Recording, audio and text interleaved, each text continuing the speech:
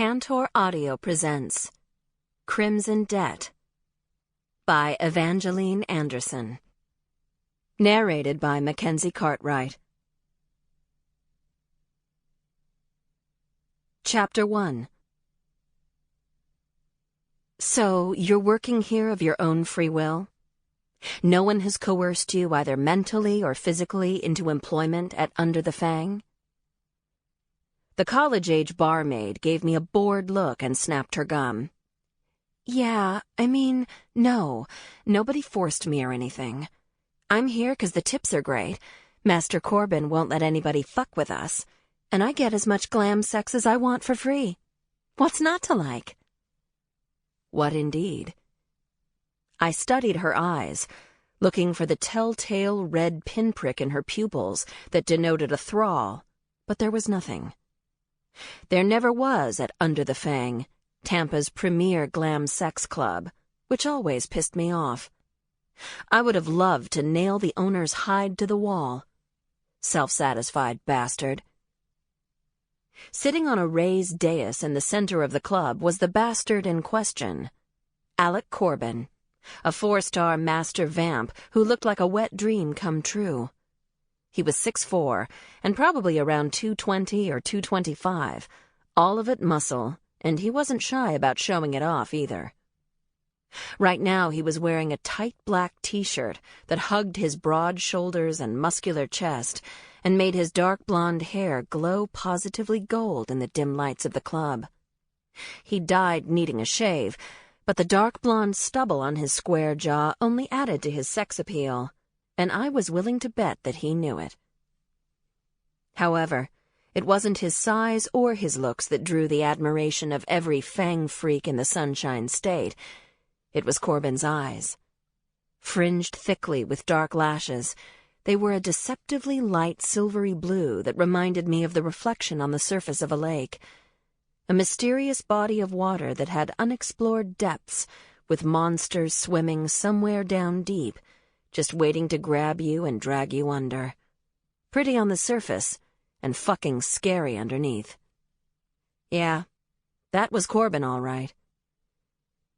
As though feeling my gaze on him, he looked up and smiled at me, showing just enough fang to be insulting.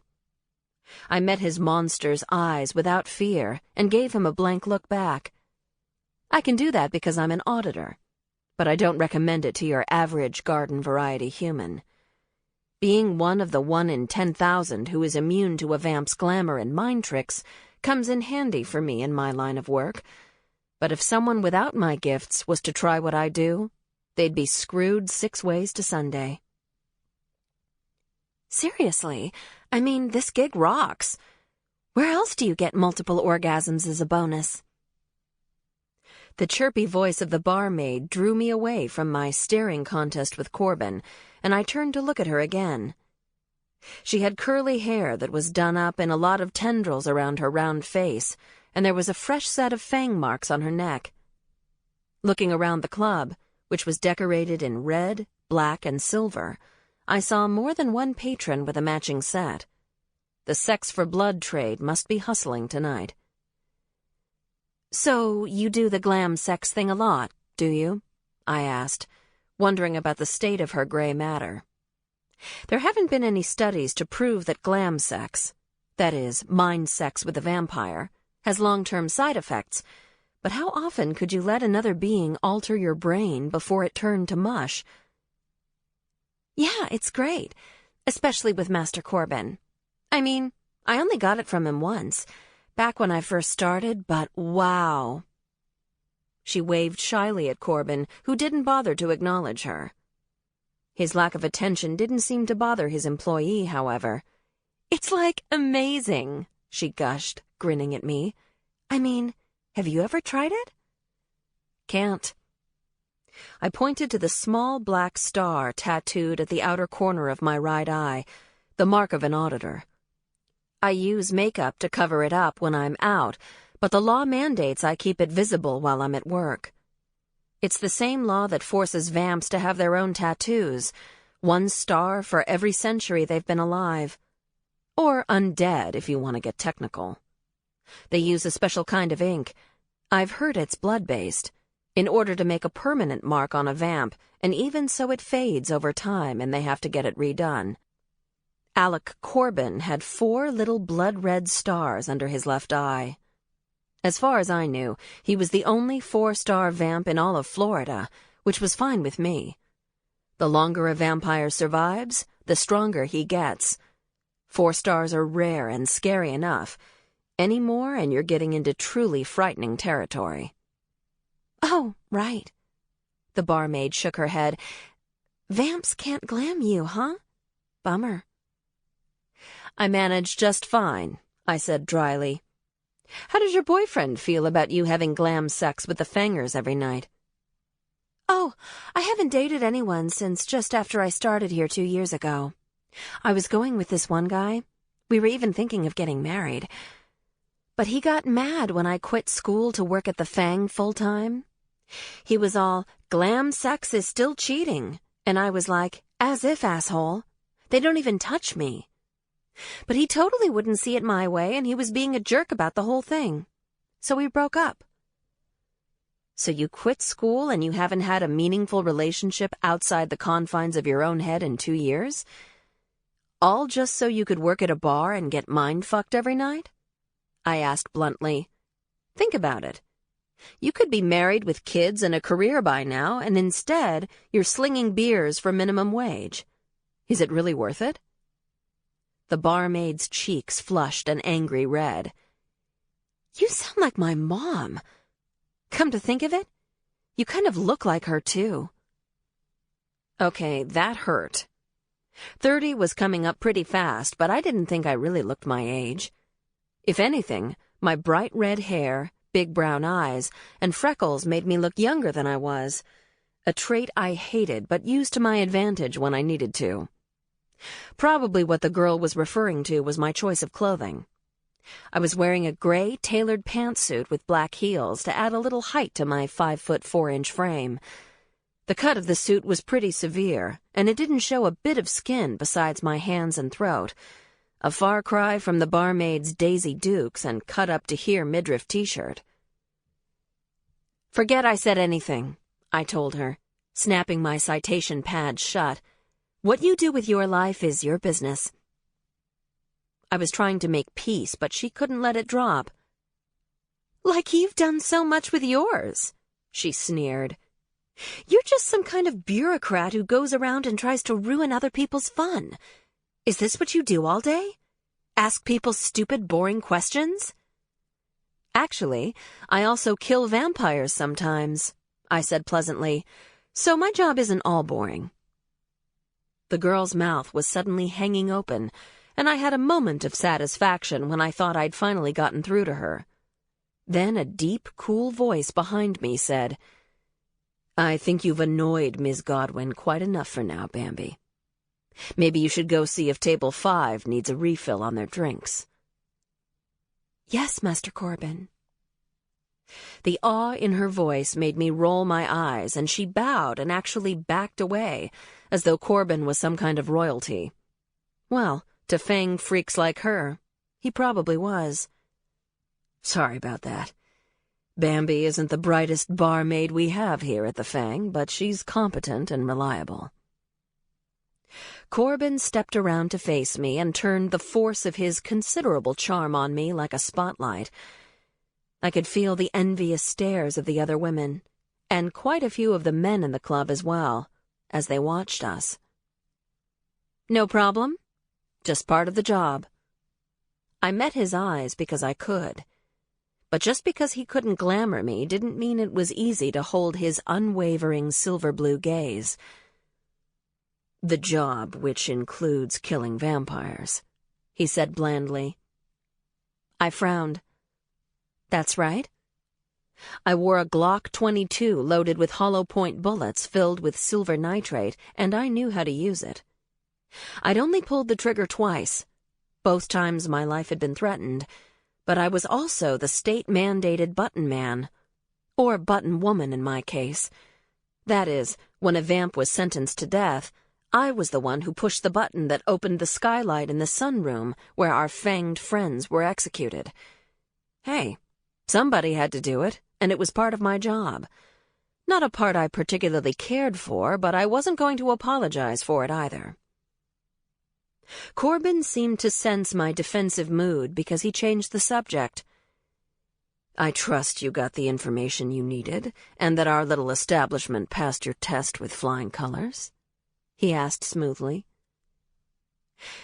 You're in compliance. I couldn't keep the annoyance out of my voice. Other vamp-run establishments had regular complaints, but Under the Fang never had a single problem. Every employee was perfectly happy, every customer completely satisfied. The local PD never even got any drunk and disorderly calls, which was unheard of since the club had a full bar and last call wasn't until 5 a.m. You sound disappointed. Corbin grinned, showing more than a little fang, which really pissed me off. Not a lot of humans know it, but displaying their fangs is more than just an expression of hunger for a vamp. It's an outright sexual come-on. Corbin might as well have rubbed his heart-on against my thigh. That's how subtle it was. Why don't you close your mouth, Corbin? I don't appreciate your little display. You should be flattered, he said mildly. Not many breathers affect me this way. You get a hard-on for danger. Is that it? I shifted my stance so my jacket fell open, revealing the Glock strapped under my arm. Unfortunately, Corbin's silvery blue eyes went to my breasts instead of my gun. Let's just say I like aggressive women. He smiled at me, not retracting his fangs a bit. It's a great pity, though, that you have to use a weapon to back up your threat. It would be so much better if you had the physical strength to meet me as an equal. Why is that? You want to arm wrestle? He laughed, a deep, rich sound that seemed to go right through me. I think I'd prefer a different kind of wrestling, and I don't mean of the glam variety. I could feel myself blushing, and it pissed me off. Corbin was talking about sex, not mind-fucking, but actual physical sex, which was highly illegal between humans and vampires.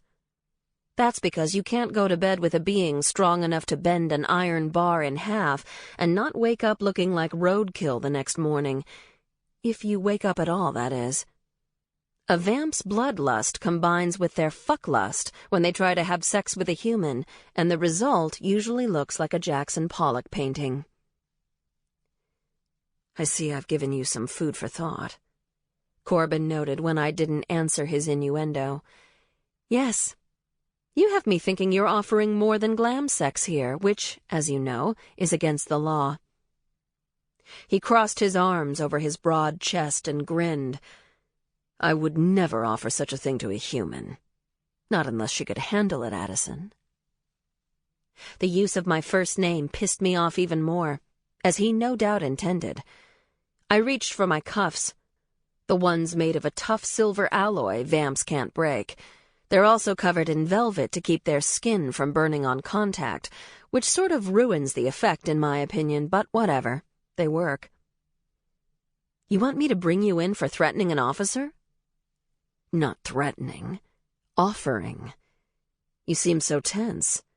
I just want to help you unwind. Because being torn limb from limb by a lust-crazed vamp is so relaxing. Thanks, but no thanks, Corbin. He waved my words away with a languid gesture. That kind of outcome is strictly the result of an underage vampire who doesn't know how to control him or herself. As we age, we gain finesse. I assure you, Addison, I could pleasure you both very thoroughly and very gently. You would come over and over. I shook my head, sure that my cheeks were as red as my hair by now. That's the thing with dealing with the older vamps. They have no social mores left, and they don't care if they violate conversational taboos. Corbin was offering me sex as casually as he might offer me a free drink from his bar, and the sad thing was, it was the best offer I'd had in over a year. Or rather, the only offer. But there was no way I was letting him know that. Stick with mind-fucking your regulars, I told him. I'm not interested. He shrugged, his broad shoulders rippling. Suit yourself.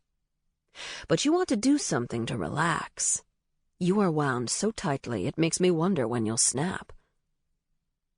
I do yoga 3 times a week, I said, stung into revealing a personal detail. That keeps me plenty relaxed, thank you very much. Corbin looked interested. If you're able to open yourself enough to do that kind of exercise, you should be able to let down your shields enough to let me glamour you. I could give you as much pleasure without even touching you, since you fear my strength. I'd be stupid if I didn't fear it, I said bluntly. I'd as soon take a python to bed as a vampire. You're both cold-blooded predators, but I bet the snake is a hell of a lot more cuddly. I can be cuddly. Corbin's voice dropped, and his eyes were hooded. And tender, and gentle, and passionate. Come, Addison. I can feel your need. It throbs through me more strongly each time we meet. How long has it been since a man touched you and gave you pleasure? You're feeling your own ego, buddy, I snapped, angry that he seemed to know about my dry spell. And if you keep coming on to me, I'm going to sight you so fast it'll make your undead head spin. Very well.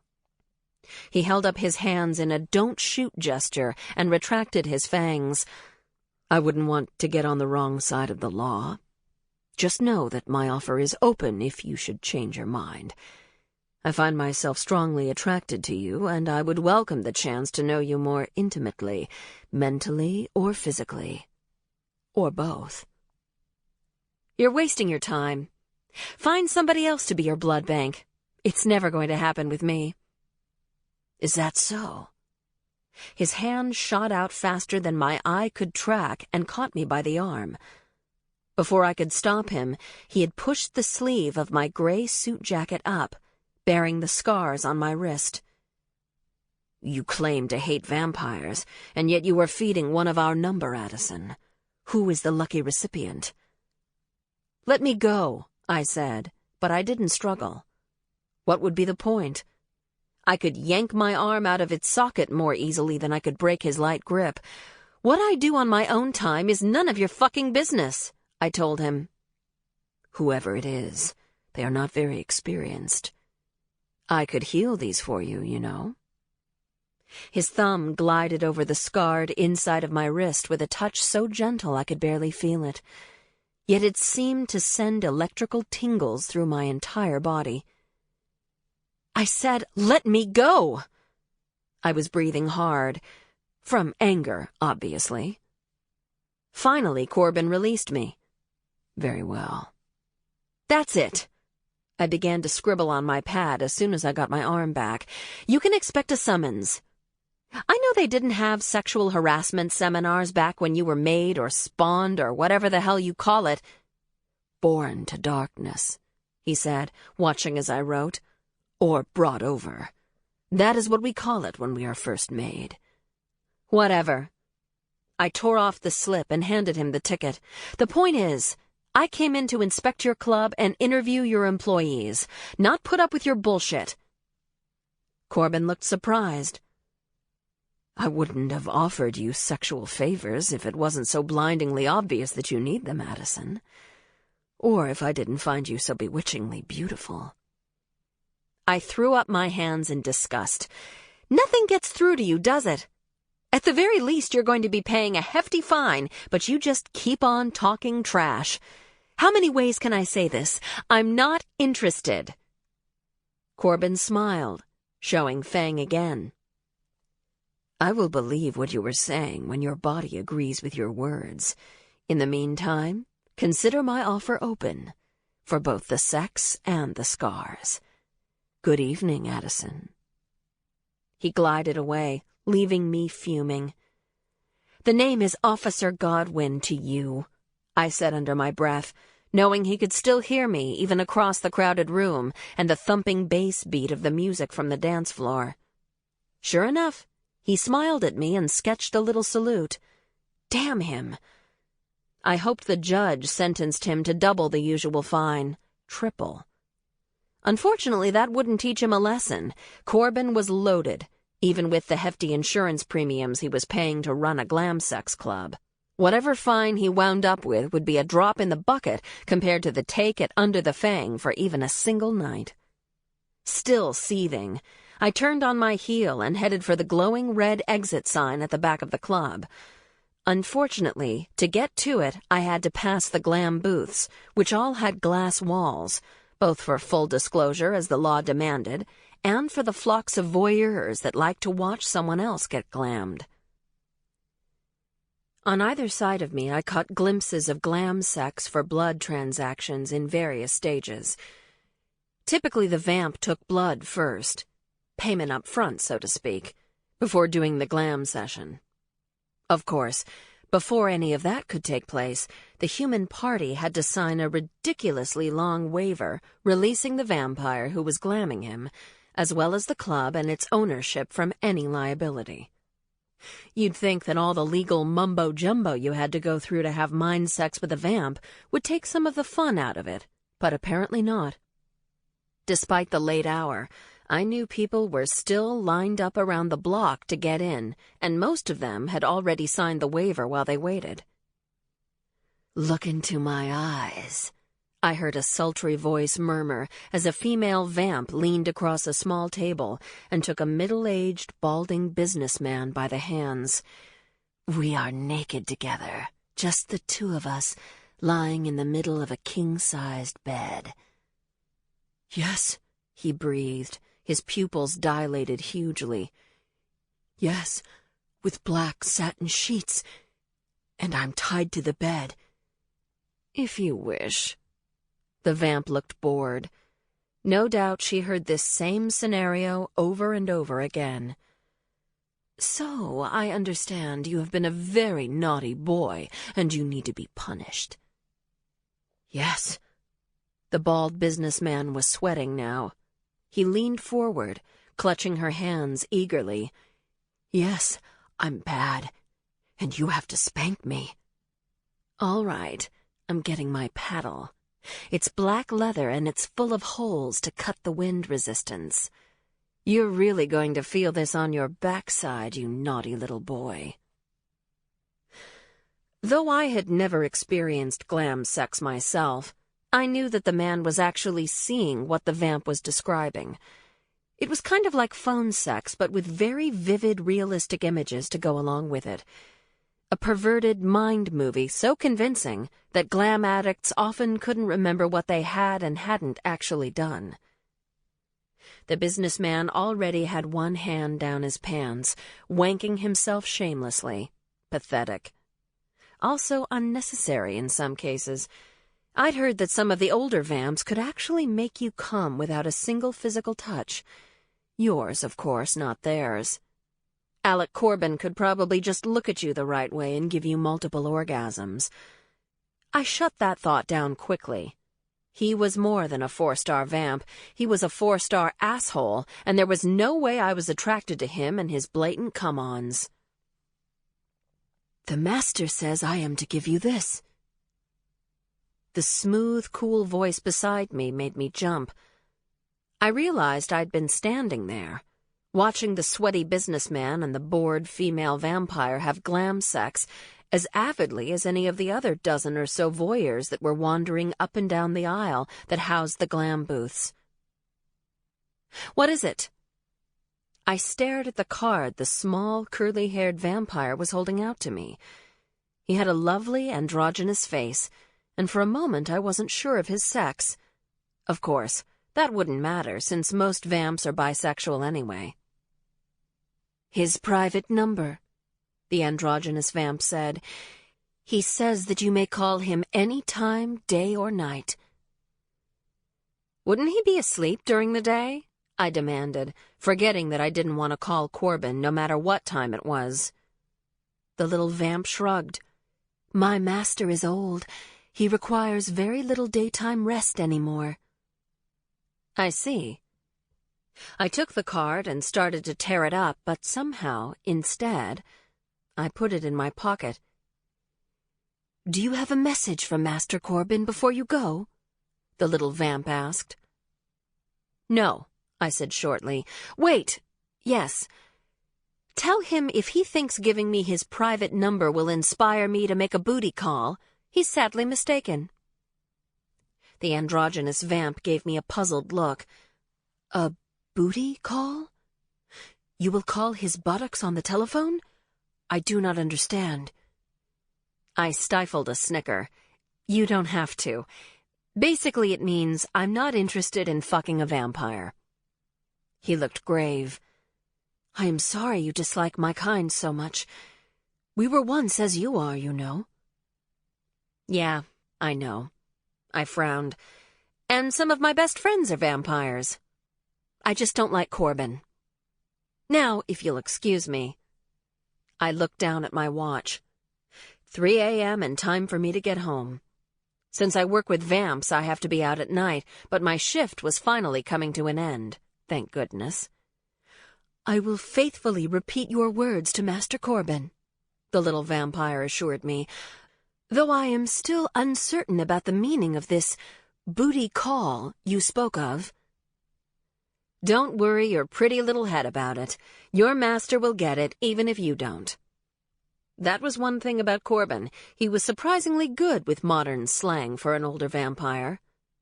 Every once in a while I could hear a soft, Gaelic-sounding burr in his deep voice, and he had a tendency not to use many contractions, but other than that, he was certainly up on the current century, which was probably the secret to his longevity. Though they are technically immortal, not many vamps are adaptable enough to keep up with the ever-changing world. A lot of them just shut down after a couple of centuries, which is a good thing, or the world would be overrun with bloodsuckers, and we humans would become little more than cattle. I headed for the exit more purposefully this time, not allowing myself to be sucked into the various bizarre fetish fantasies I heard being whispered about in the clear glass booths on either side of me. Sick. This whole damn thing was sick, and I wished for the umpteenth time that I was in another line of work. Still, the pay was too good to quit. And besides, I had personal reasons for doing what I did. Also, I usually didn't have to put up with the amount of bullshit I'd endured that night. Most vamps hate and fear me, and none of them but Corbin had ever dared to come on to me. I didn't have to visit Under the Fang again for a whole month, so maybe my night was looking up. That's what I thought, anyway, until I got out into the parking lot and my cell phone rang. Chapter 2.